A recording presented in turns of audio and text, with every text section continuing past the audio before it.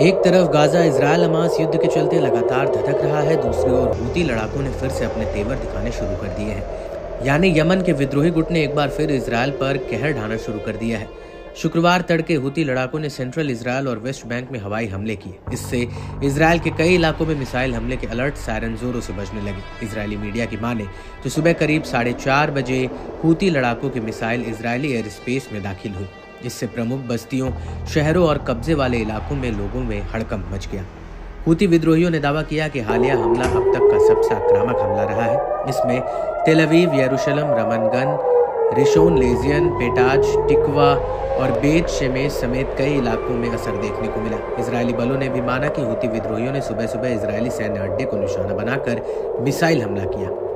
हालांकि हूती लड़ाकों के दावों से इतर इजरायली रक्षा बलों ने कहा कि एयर डिफेंस सिस्टम ने यमन से आई मिसाइलों को मार गिराया है। लेबनानी मीडिया आउटलेट अल मयादीन की ओर से ताज़ा हमले का वीडियो शेयर किया गया है। इसमें वेस्ट बैंक के कलकिलिया शहर में मिसाइल हमले का फुटेज दिखाया गया। इसमें मिसाइल को अपने टारगेट की ओर तेजी से गिरते हुए देखा जा सकता है। इस दौरान इलाके में हवाई हमले के अलर्ट सायरन भी तेजी से गूंज सुनाई दे सकती है। साथ ही लोगों की जान बचाकर भागने की चीख पुकार भी सुनाई दे रही है।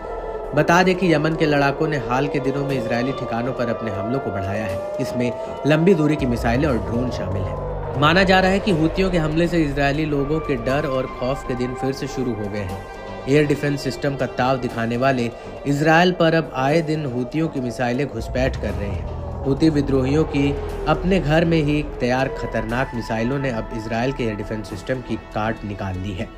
इससे हूतियों के हमलों को Israeli air defence system intercept नहीं कर पाता है। यहाँ तक कि यमन से दागी गई मिसाइलें इजरायल के इंटरसेप्टर मिसाइलों के नाक के नीचे से अपने मिशन को अंजाम तक देने लगी है।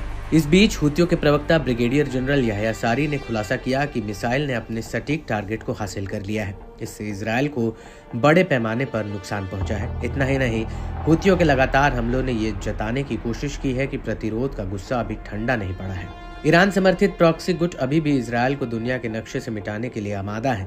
याह्या सारी ने धमकी देते हुए कहा कि हूती आने वाले समय में भी इजरायल के खिलाफ अपना सैन्य अभियान जारी रखेगा। बहरहाल यमन के हूती लड़ाके इजरायल के लिए एक जिद्दी खतरा बनकर सामने आए हैं। ईरान समर्थित हूती अपने मिसाइल हमलों को लगातार बढ़ा रहे हैं, जिससे लाखों इजरायली आधी रात को बॉम्ब शेल्टर्स में जाने के लिए मजबूर हो रहे हैं। इजरायल में हवाई हमले बढ़ने से विदेशी एयरलाइंस को भी डर सताने लगा है। साथ ही हूती अब मिडिल ईस्ट में इजरायल के खिलाफ आखिरी प्रमुख मोर्चे के रूप में अड़े हुए हैं।